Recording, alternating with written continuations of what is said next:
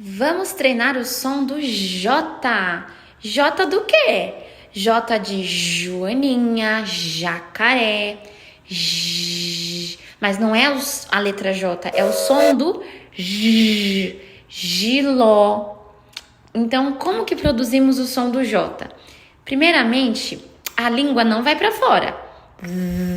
A língua pode ir para fora, pode ir para dentro. Então, coloca a língua sem encostar no dente, tá? Mais para trás. Conseguiu colocar a língua para trás? Aí você emite o som. Olha bem, a minha língua não tá encostando no dente. Cadê o seu dente? Tchá, tchá, tchá, tchá, tchá, tchá. A língua não encosta no dente, senão vai sair o som do S ou do Z.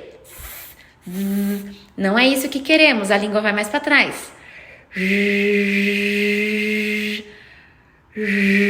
Língua para trás.